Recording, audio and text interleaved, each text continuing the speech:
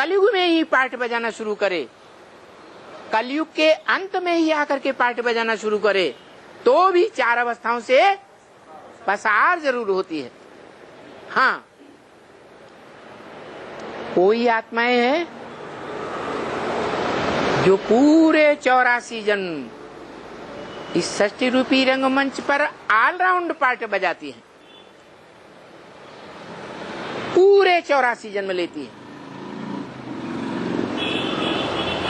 और ढेर की ढेर आत्माएं ऐसी हैं जो 84 जन्म के चक्कर में आती ही नहीं, जो 84 के जन्म के चक्कर में नहीं आती है, वो ज्यादा अनुभवी हुई, या जो 84 के चक्र का पूरा पार्ट बजाती हैं वो ज्यादा अनुभवी हुई? पूरा ऑलराउंड पार्ट बजाने वाली आत्माएं ज्यादा अनुभवी आत्माएं हैं। फिर जो ज्यादा अनुभवी आत्माएं हैं वो आत्माएं कलयुग के अंत में आकर के ज्यादा पतित बनती हैं, या कब पतित बनती हैं? क्यों है? बहुत दिनों से डिस्चार्ज हो रही, तो आते आते बहुत ज्यादा डिस्चार्ज हो रही है। कृष्ण वाली आत्मा डिस्चार्ज नहीं होती है, और कृष्ण को जन्म देने वाली आत्मा डिस्चार्ज नहीं होती। दोनों के मुकाबले कौन ज्यादा डिस्चार्ज होता है?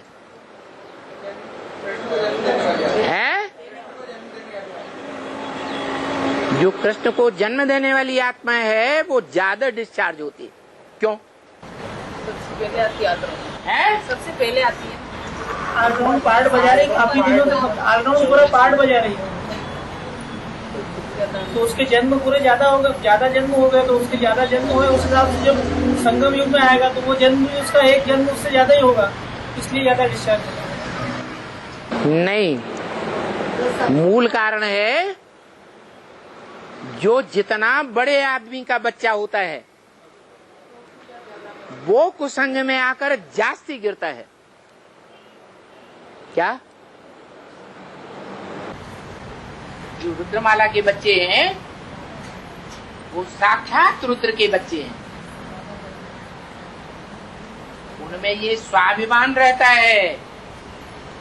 संगम युग में ही ये स्वाभिमान भरपूर मात्रा में आ जाता है। क्या कि हम ऊंचे के ऊंचे बाप के बच्चे हैं। अभी वो टाइम आने वाला है, रुद्रमाला के मण के जो चैतन्य आत्मा है इस ब्राह्मण ब्राह्मण के रूप में पार्ट बजा रही है, वो सारी दुनिया में छा जाएंगी। हर धर्म के फॉलोअर्स के दिल और दिमाग में छा जाएंगे। सबसे जास्ती जो छाप पड़ेगी वो कौन से रुद्रमण के की पड़ेगी? मनुष्य शक्ति में हर मनुष्य आत्मा के दिल और दिमाग पर एक ही मणका रूपी आत्मा होगी, जिसके दिल और दिमाग की छाप पड़ेगी 500-700 करोड़ मनुष्य आत्माओं के ऊपर। वो ही शिवलिंग जो मनुष्य आत्माओं का भी बाप है और जो 5 तत्वों का भी संघात रूप बीज है। 100 वर्षों में चैतन्य आत्माओं का उद्धार करने के लिए, ऊंची स्थिति में ले जाने के लिए आत्माओं के बाप की जिम्मेवारी है। उसके बाद जब आत्माएं मनुष्य रूप में हैं वो अपना शरीर छोड़ करके इस मनुष्य सृष्टि में जो लिंग रूप बन जाता है, जिस लिंग की यादगार में लिंग में हाथ पांव नाक आंख कान दिखाए ही नहीं जाते, वो चित्रकार मूर्तिकार की भावना है।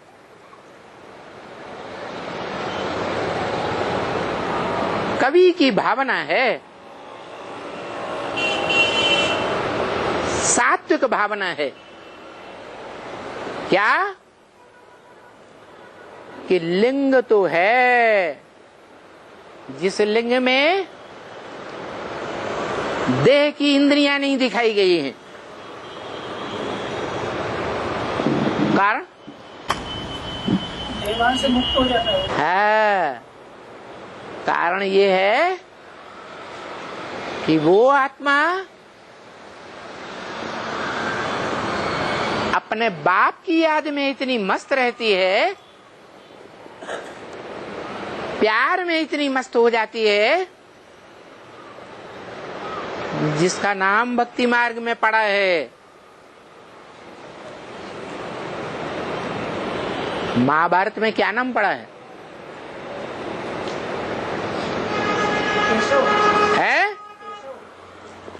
केशव पड़ा है। महाभारत में नाम पड़ा है एकलव्य। क्या? एक को लव करने वाली वो आत्मा जो एक ही आत्मा को प्यार करती है, उसके मुकाबले किसी दूसरी आत्मा को उतना महत्व देने वाली है ही नहीं।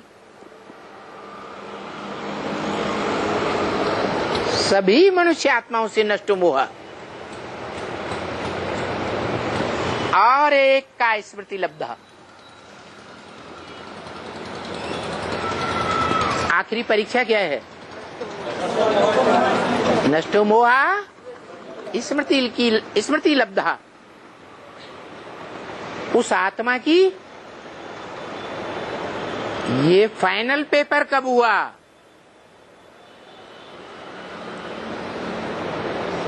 हुआ या नहीं हुआ? है? कब हुआ? अभी नहीं हुआ। रिजल्ट कैसे निकला? रिजल्ट निकला या नहीं निकला? नहीं निकला। कब? 76 में रिजल्ट निकला। क्या रिजल्ट निकला है? हाँ जी, जो लक्ष्य है मनुष्य जीवन का, नर से नारायण बनना है और नारी से लक्ष्मी बनना है, वो रिजल्ट सन 76 में प्रत्यक्ष हो गया, जो बाप का प्रत्यक्षता वर्ष मनाया गया। ब्राह्मणों की दुनिया में ही धूमधाम से बाप का प्रत्यक्षता वर्ष मनाया गया 76। किसी ने जाना हो या न जाना हो, लेकिन जिसका प्रत्यक्षता वर्ष मनाया गया उस आत्मा ने जाना या नहीं जाना? उस आत्मा ने जाना। बाकी कोई ने नहीं जाना कि कौन से बाप का प्रत्यक्षता वर्ष। सुप्रीम सोल बाप का प्रत्यक्षता वर्ष या मनुष्य सृष्टि के बाप का प्रत्यक्षता वर्ष? तो जो पहला टू लेट का बोर्ड लगा, वो फाइनल पेपर के बाद लगा या पहले ही लग गया है? वो फाइनल पेपर था। टू लेट का बोर्ड माना एक पेयर, एक युगलमण का प्रत्यक्षता रूपी जन्म लेता है, उसके बाद अब कोई भी मनुष्य आत्मा उस स्टेज को नहीं प्राप्त कर सकेगी, क्योंकि टू लेट का बोर्ड लग गया। और लक्ष्मी वाली आत्मा ने भी जान लिया क्या? है, लक्ष्मी वाली आत्मा ने भी जान लिया।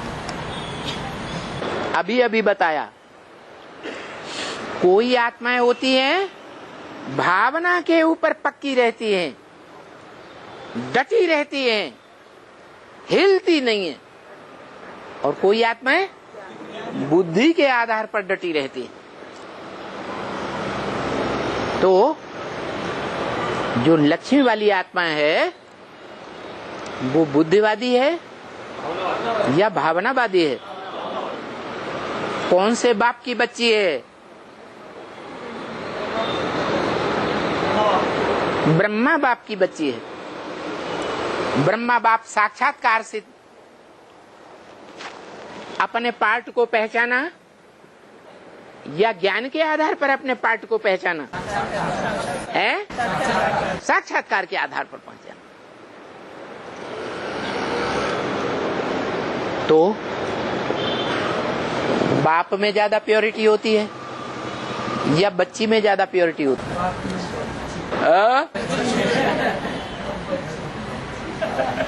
बाप में ज्यादा प्योरिटी होती है या बच्ची में ज्यादा प्योरिटी होती है? बच्ची में ज्यादा प्योरिटी होती है।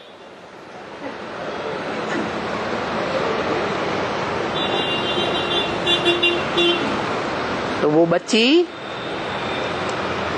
जब निकलती है, जो पहली अव्यक्तवाणी में गुलजार दादी के मुख से ब्रह्मा की सोल ने बोल दिया, भारत माता शिव शक्ति अवतार अंत का यही नारा है। क्या? अंत का यही नारा है, मध्य का नहीं, आदि का नहीं। अंत में वो शक्ति जब निकलेगी तो क्या होगा? है खेल खलास, तुम ब्राह्मणों का पार्ट डिक्लेयर। अंत कब बोले? है अंत कब बोले? जब पूरी राजधानी स्थापन हो जाए। पूरी राजधानी स्थापन हो जाएगी तब दुनिया के जो बड़े बड़े धर्म नेताएं हैं, जो बड़े बड़े राज्याधीश हैं, राजनेता हैं, उनसे टक्कर ले पाएंगे या अधूरी राजधानी स्थापन होगी तब टक्कर ले पाएंगे? तो टाइम बता दिया। तुम बच्चों को तमो प्रधान से सतो प्रधान बनने में कितना टाइम लगता है? 40 से 50 वर्ष का टाइम लगता है, कम से कम 40 वर्ष।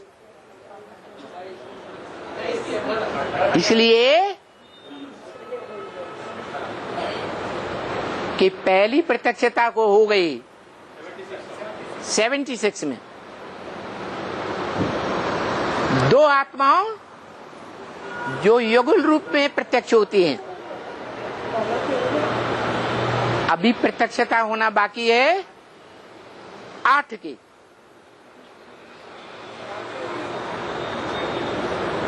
तो जो 8 आत्माएं हैं वो दुनिया की फाउंडेशन डालने वाली, नई दुनिया की नई राजधानी का फाउंडेशन डालने वाली 100% पक्की आत्माएं होनी चाहिए या थोड़ा भी कच्चापन रह जाना चाहिए? है टोटल 100% पक्की आत्माएं। लेश मात्र भी धर्मराज की सजा न खाने वाली आत्माएं, जिनकी पहचान होगी कि वो जब से बाप को पहचानेंगी, एडवांस में आने के बाद, तभी से वो अपना तन, अपने मन के संकल्प, अपनी जेब का टटपुटिया धन समय की शक्ति, जीवन में संबंध में आने वाली आत्माओं की शक्ति और जीवन में अनेक प्रकार के संपर्क में आने वाली आत्माओं की शक्ति ईश्वरीय सेवा में लगाएगी। जब से बाप को पहचाना होगा तब ही से लगाने वाली होगी, कोई दूसरे की सेवा में नहीं लगाएगी। ये अष्ट देवों की पहचान है। नष्टो मोहा स्मृति लब्धा। किससे नष्टो मोहा है? अपनी देह से नष्टो मोहा। हमें खिचड़ी नहीं चाहिए, हम खिचड़ी नहीं खा पाएंगे।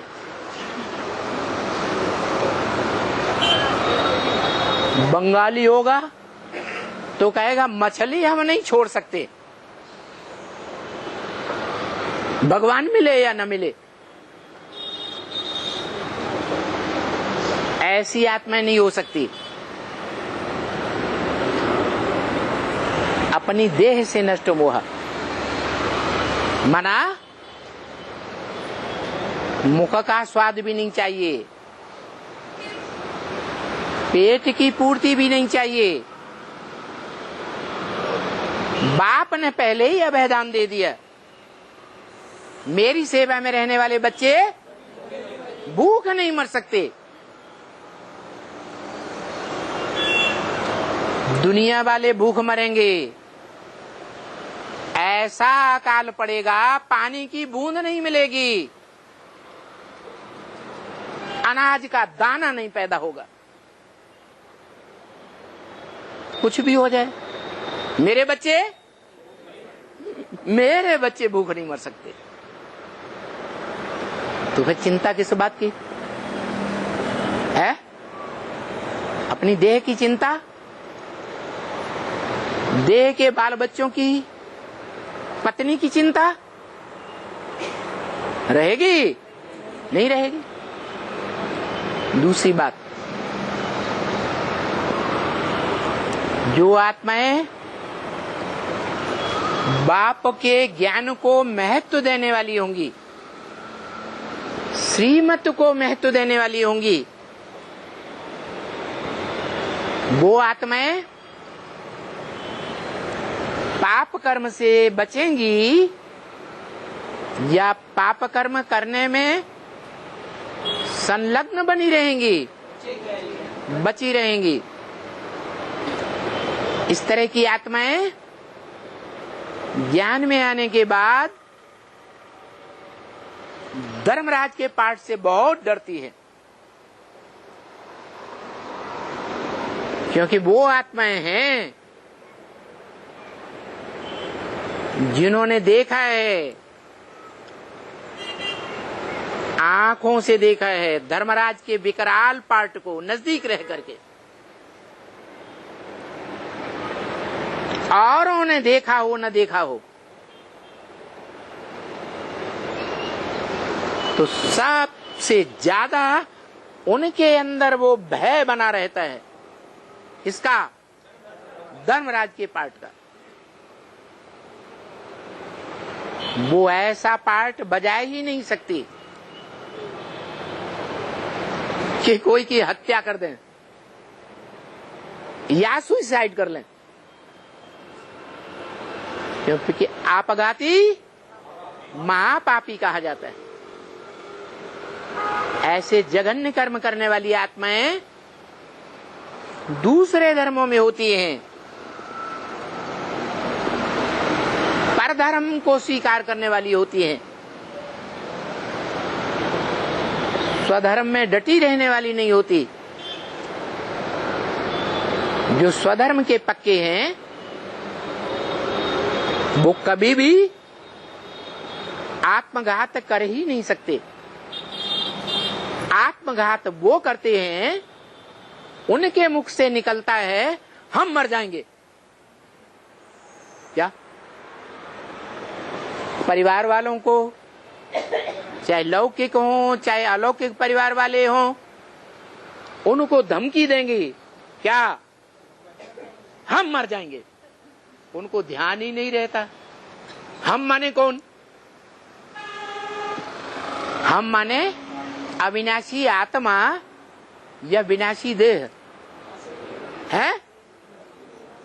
इस भान में बोलती है, देह भान में बोलती है। वो देह भान वाली आत्माएं कभी भी श्रीमत को पूरा फॉलो नहीं कर सकती, इसलिए दूसरे धर्म में चली जाती है। तो देहभान माताओं में ज्यादा रहता है या पुरुषों में ज्यादा रहता है?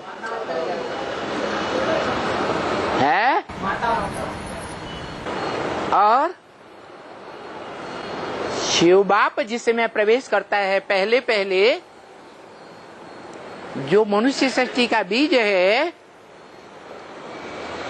उसमें प्रवेश करके पहला पहला पार्ट माता का बजाता है। उस मनुष्य तन के द्वारा या पिता का प्रैक्टिकल पार्ट होता है, माता का पार्ट होता है। तो मनुष्य सृष्टि का जो बीज है उसी का पहला पहला पार्ट माता का है, परम ब्रह्म। तो भारत की कौन सी आत्मा बचेगी जो मात्र प्रधान पार्ट न बजाए? कोई बचेगी? बचेगी? नहीं बच सकती।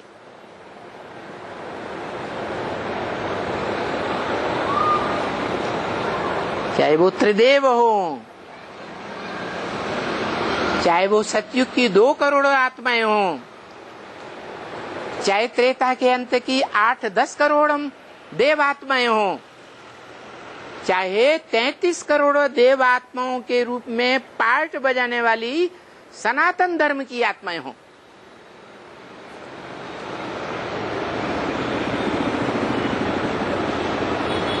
वो सब मात्र प्रधान माताएं हैं। स्वभाव संस्कार से भारत की माताएं हैं। इसलिए वो सब दूसरे दूसरे धर्मों से प्रभावित होती रहती हैं। पुरुष रूप में प्रभावित नहीं होंगी। भले एक जन्म पुरुष का, फिर दूसरा जन्म फिर स्त्री का होगा या नहीं होगा, फिर प्रभावित होंगी।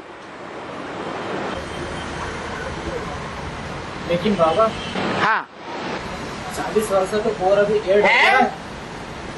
40 वर्ष अभी और अभी एड हो गया ना। अभी कौन 36 से 2000 अपने 36 से 2000 अपने 76 तक। हाँ, अभी तो चले था ये मुरली से की। अरे आत्माओं का उद्धार करने के लिए निमित्त आत्मा कौन है? कौन आत्मा है जो आत्माओं का उद्धार करने के मूल में है? कौन है? शिव बाप। शिव बाप का काम 100 साल में समाप्त हो गया या रह गया? बोलो। अरे बोलते क्यों नहीं? तो फिर वो 36 में शिवा की जो आत्मा है वो 2036 में 100 साल पूरे हुए या नहीं हुए? तो वो शिवा की जो आत्मा है वो फिर वो चल जाएगी। हाँ, जो भी देहधारी आत्माएं हैं वो अपना अपना शरीर त्याग करके और बाप के घर में तिरोहित हो जाती है। बाकी क्या बचा इस सृष्टि में? अरे हैं? अरे आत्माएं चली गई, फिर कुछ बचा या नहीं बचा? 5 तत्व बचे। जो 5 तत्वों में तामसी वृत्ति आ जाती है 100% या सात्विकी वृत्ति रहती है? जैसे पृथ्वी है, इतना तामसी रूप धारण करती है एटम बमों के विस्फोट होने पर कि बड़े बड़े भूकंप आते हैं, और उन धरती कंपों में दुनिया की जितनी भी मल्टी स्टोरी की बिल्डिंग्स हैं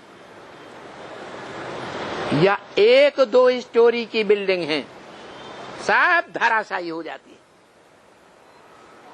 कितने मरेंगे? है?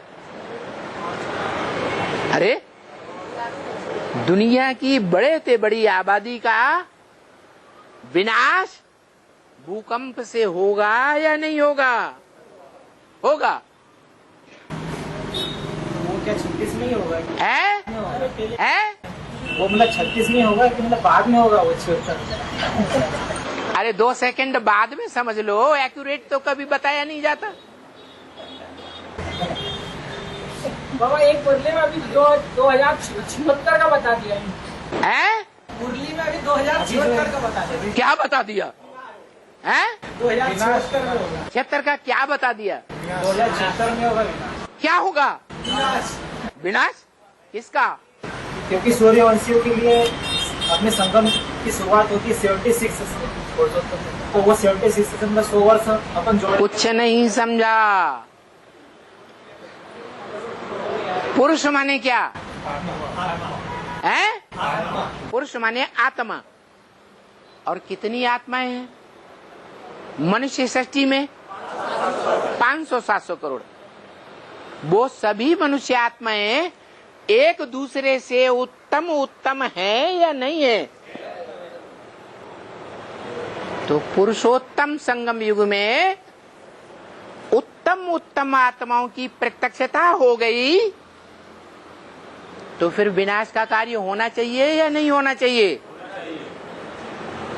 500-700 करोड़ में किस आत्मा का कौन सा नंबर है, ये हर आत्मा रूपी पार्टधारी को पता चल जाएगा या नहीं पता चल जाएगा? है? तो आत्माओं के बाप जो चैतन्य आत्माएं हैं, मन बुद्धि वाले, उनके बाप का पार्ट खत्म हुआ, काम खत्म हुआ या रह गया? है? उसका काम खत्म। अब किसका काम रह गया? मनुष्य शक्ति का बाप है? मनुष्य सृष्टि का बाप आत्मा नहीं है क्या? है? आत्मा है। आत्मा है। तो जब वो भी आत्मा है तो उसका भी पार्ट खत्म हो जाना चाहिए? नहीं है? अंत तक क्यों है? वो मनुष्य सृष्टि का बाप आत्माओं से ही कनेक्टेड नहीं है, जो पार्ट बजाने वाली आत्माएं हैं, बल्कि उनके शरीर से भी कनेक्टेड है। तो जिनका 5 तत्वों का शरीर इस सृष्टि पर रहेगा, उनके 5 तत्वों को सात्विक कौन बनाएगा? है? मनुष्य सृष्टि का बाप 5 तत्वों को सात्विक बनाएगा, तो संसार में भी यही परंपरा चलनी चाहिए कि जो बाप होता है परिवार का, वो बाप जब बीज बोता है परिवार की वृद्धि के लिए, तो वो बीज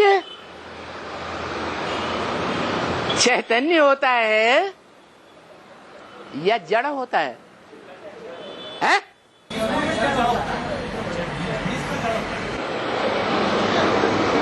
बाप जो धरणी रूपी माता में बीज बोता है, वो बीज चैतन्य होता है या जड़ होता है?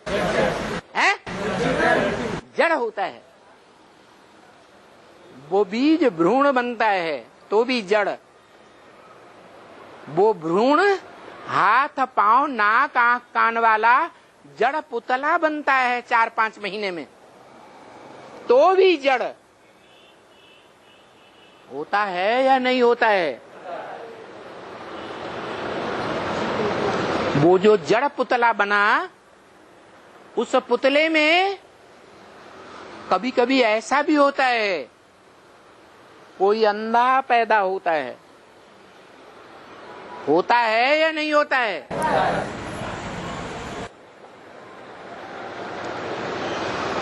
कोई कैसा पैदा होता है, कोई कैसा पैदा होता है। उस जड़ पुतले में वो जो जड़त्व के संस्कार, इंद्रियहीनता के संस्कार कहां से आए? हैं? अम्मा से आए? अम्मा से आए?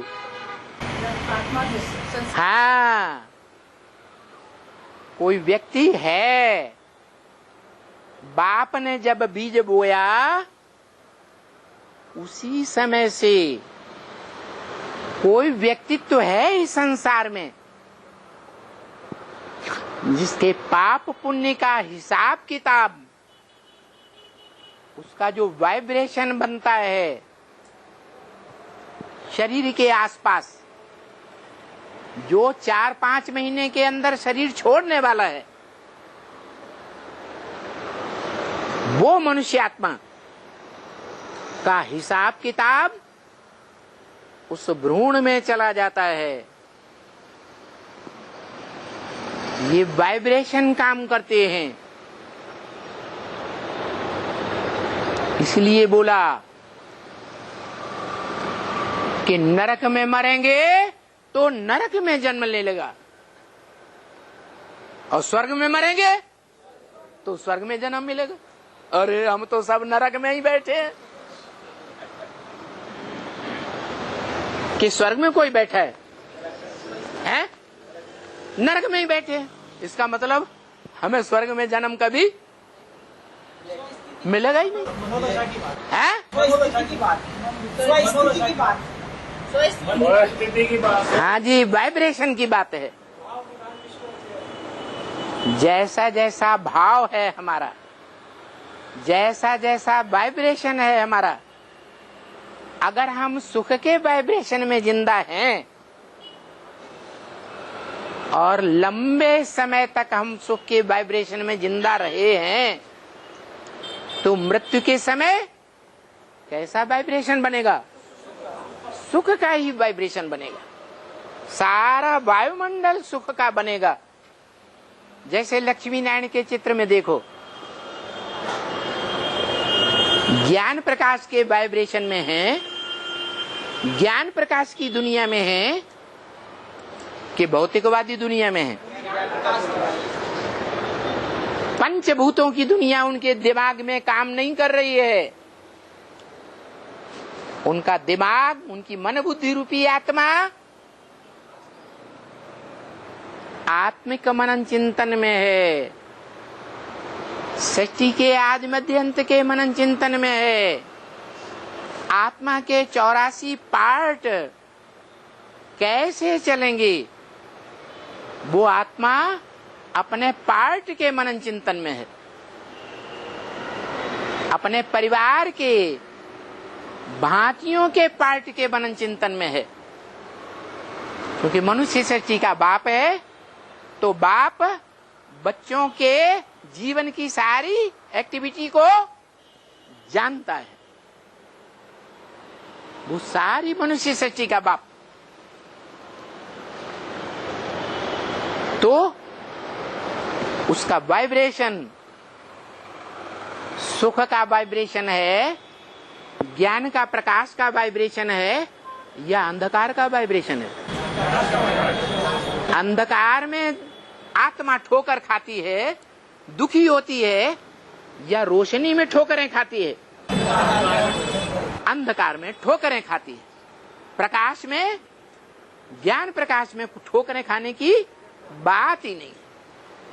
आत्मा को पता है कि हमको कहां जाकर के जन्म लेना है, कैसे वाइब्रेशन में जन्म लेना है, किन आत्माओं के बीच में जाना है, ये ज्ञान है। तो वो वाइब्रेशन, उस वाइब्रेशन से राधा कृष्ण जैसे बच्चे पैदा होते हैं। ऊंचे से ऊंचा वाइब्रेशन है। माँ बाप का जो वाइब्रेशन होता है,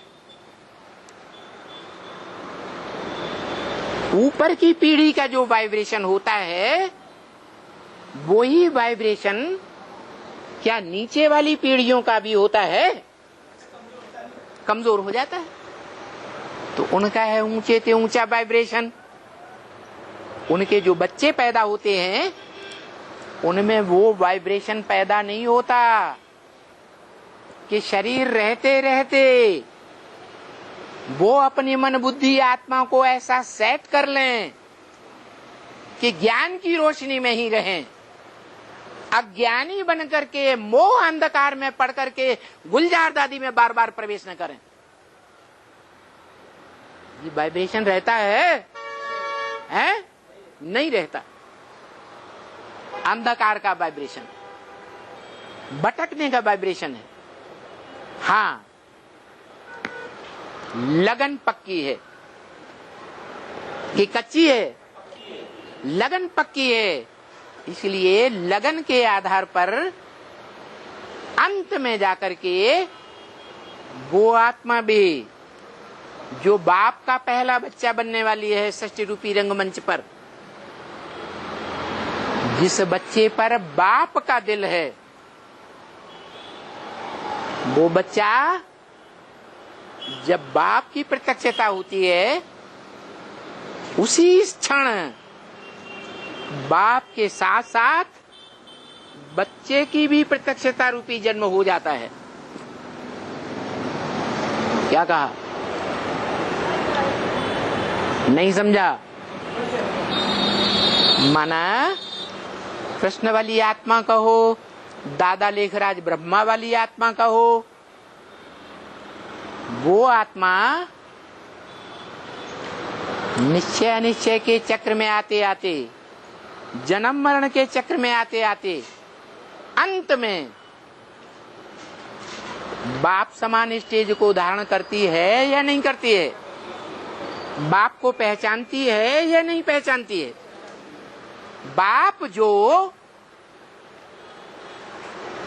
प्रयत्न करता है पढ़ाई पढ़ाने का, बाप का प्रयत्न का जो लक्ष्य है वो 500 करोड़ आत्माओं के ऊपर है, 16,000 आत्माओं के ऊपर लक्ष्य है, 8 आत्माओं के ऊपर लक्ष्य है, या उस एक आत्मा के ऊपर लक्ष्य है? सारी पढ़ाई उस एक आत्मा के लिए है। यानी वो अगर जब तक नहीं मानेंगे तब तक ये अपनी लक्ष्मी वाली आत्मा नहीं है? जब तक है ना ब्रह्मा वाली आत्मा नहीं मानेगी, स्वीकार नहीं करेगी, तो फिर वो तब तक नहीं आएगी लक्ष्मी वाली आत्मा। जब तक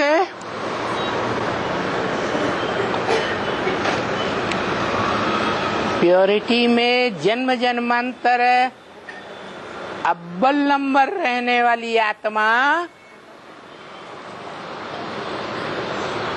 ताला चेंज नहीं करती है, तब तक ब्रह्मा वाली आत्मा मानने वाली नहीं है।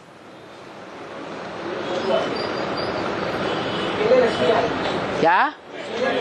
हाँ, पाला चेंज कराने के लिए क्या करना पड़ेगा? उस कृष्ण रूपी बच्चे पहले पत्ते को, जो सृष्टि का पहला पत्ता है, उसको भी जन्म देने वाली आत्मा कौन है? तो पहले किसका उद्धार होगा? जन्म देने वाली का उद्धार होगा या जन्म लेने वाले का उद्धार होगा? जन्म देने वाली का पहले उद्धार होता है। लेकिन बाबा वो क्यों स्वीकार करेगी? है जो ये लक्ष्मी वाली जो आत्मा है वो मतलब क्यों स्वीकार करेगी? क्योंकि उसने तो पालना लिया है ना, उसने ब्रह्मा वाली जो आत्मा चेंज कैसे कराएंगे? है मतलब वो चेंज कैसे कराएंगे?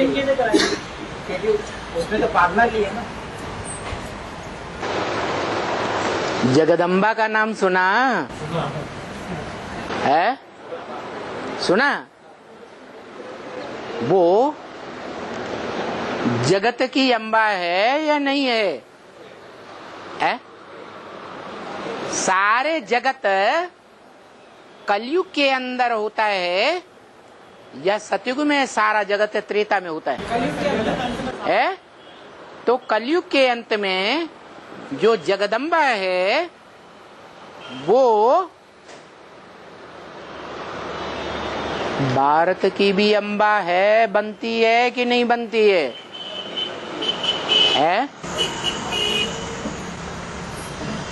एक जगत पिता को छोड़कर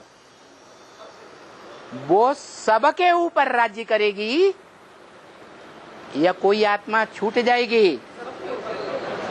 राज करेगा खालसा, सारी सृष्टि के ऊपर राज करेगी। उसमें लक्ष्मी वाली आत्मा भी है या नहीं है? लक्ष्मी वाली आत्मा भी है। तो लक्ष्मी वाली आत्मा को जब कंट्रोल में लेगी तो जगदम्बा में जो ज्ञान है वाचा के आधार पर सर्वश्रेष्ठ ज्ञान है, सबको मात देने वाला ज्ञान है या वाचा के आधार पर हारने वाला ज्ञान है? वो वाचा के आधार पर उस आत्मा को कंट्रोल करेगी या नहीं करेगी? करेगी। तो लक्ष्मी वाली आत्मा उस समय कंट्रोल्ड हो जाएगी। लेकिन ब्राह्मणों की दुनिया में एक ऐसी भी आत्मा है जिसको दिखाया गया कि शंकर के मस्तक पर सवार है गंगा। वो शास्त्रों में बड़ी बहन दिखाई गई या पार्वती को बड़ी बहन दिखाया है? तो जो गंगा है, जो मस्तक पर सवार है, क्योंकि ज्यादा सर्विसेबल बनती है। जो बहुत सर्विसेबल बच्चे होते हैं दुकान संभालने वाले, उन बच्चों को बाप प्यार में आकर के सर पर चढ़ा लेते हैं। तो वो गंगा जब ब्रह्मपुत्री नदी से मिलती है, किसे? ब्रह्मपुत्री से मिलती है, तो ब्रह्मपुत्रा नदी को असलियत का पता लगता है या नहीं लगता है? लग जाता है। चलो वाचा के आधार पर ही सही जगदम्बा उसे प्रभावित कर लेती है, लेकिन गंगा को तो नहीं प्रभावित कर पाती। जगदम्बा जिसे सरस्वती कहा जाता है, वो गंगा में विलीन हो जाती है या सरस्वती का नाम बाला हो जाता है या गंगा का नाम बाला होता है? कौन बरकरार रहती है? गंगा बरकरार रहती है। वो ही गंगा नॉर्थ इंडिया से होते होते गुवाहाटी से पहले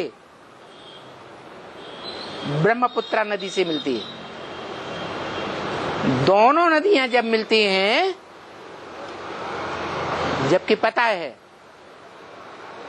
सबसे जास्ती ज्ञान जल कौन सी नदी में होता है? नहीं, ब्रह्मपुत्रा में होता है। और सबसे पवित्र जल कौन सी नदी में होता है? गंगा में नहीं होता। गंगा तेरी मौली। वो गंगा भी रुद्रमाला का मणका है क्या? लेकिन वो बाप को पहले पहचानती है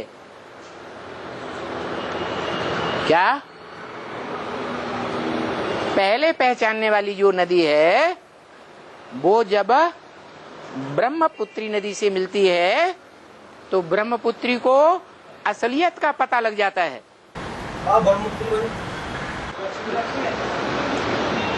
जो ऊंची ऊंची स्टेज में बहती है पवित्रता की, मैदान की गंदगी में नहीं बहती है।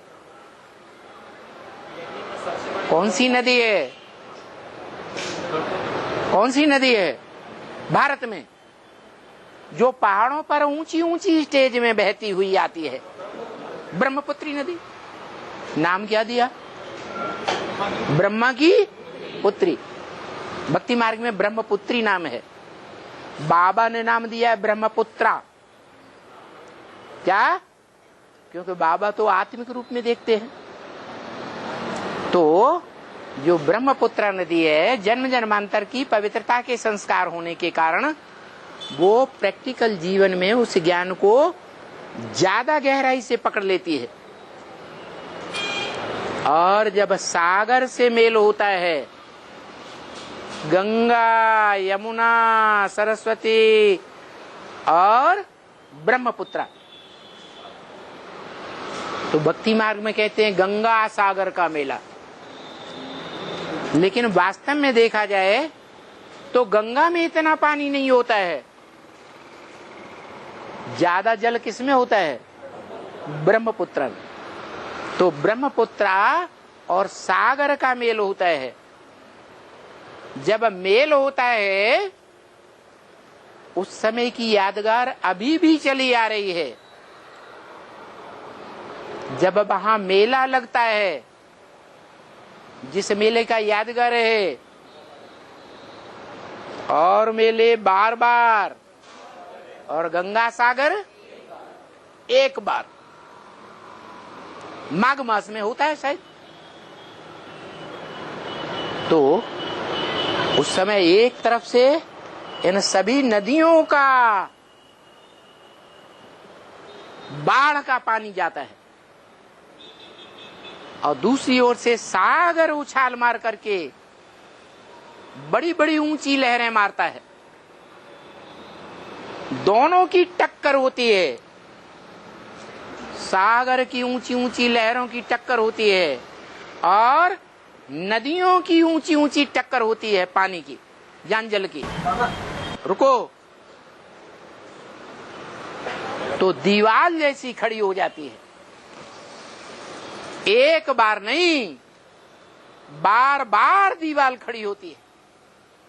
माना जो अव्यक्त वाणी में बोला है, आवाज कहां से निकलेगी? दिल्ली है स्थापनाकारी और बंबई है विनाशकारी, और कलकत्ते से आवाज निकलेगी। कब निकलेगी? जब गंगा सागर का मेला लगेगा। उस मेले में एक तरफ सागर होगा और दूसरी तरफ वो ही नदियां होंगी जिन नदियों की ज्ञान के आधार पर, मुरली के आधार पर, क्लैरिफिकेशन में उन नदियों को पार्ट प्रत्यक्ष किया गया है। नहीं समझे? लक्ष्मी का भी पार्ट प्रत्यक्ष है एडवांस ज्ञान में, गंगा का भी पार्ट प्रत्यक्ष है एडवांस ज्ञान में। जो अव्यक्तवाणी में भी इशारा दिया, गंगा कहां से निकली? कानपुर से निकली या इलाहाबाद से निकली? इलाहाबाद का नाम देना तो फिर भी ठीक था, क्योंकि इलाहाबाद में तीनों नदियां मिलती हैं और बड़ा भारी मेला भी लगता है वहां। कानपुर में तो नहीं लगता, फिर कानपुर का नाम क्यों लिया?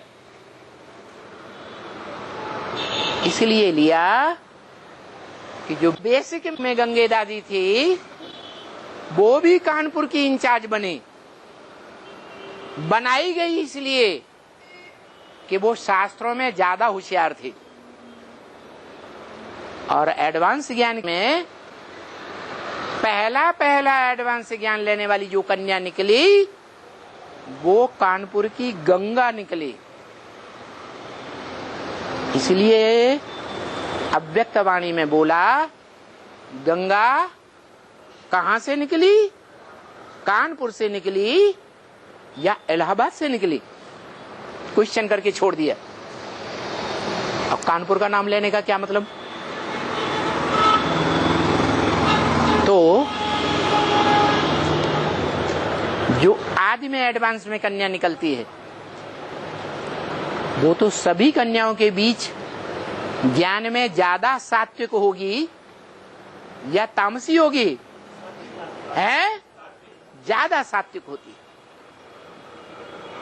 जब वो गंगा जिसके किनारे सन्यासी लोग चौकड़ी मार करके बैठते हैं, जो गंगा को ही सर्वोपरि मानते हैं, पवित्र जीवन जीने वाले सन्यासी,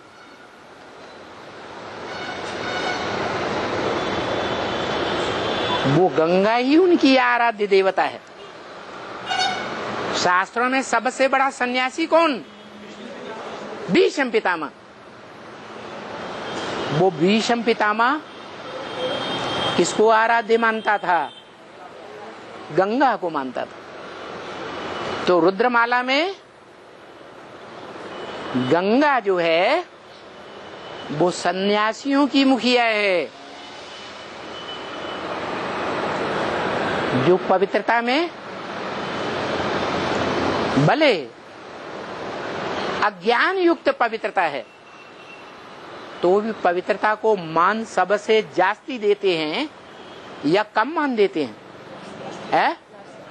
सबसे जास्ती तेजवान होते हैं जीवन में या कम तेजवान होते हैं? सबसे जास्ती तेजवान होते हैं। वो ही गंगा जब निकलती है और ब्रह्मपुत्रा से मिलती है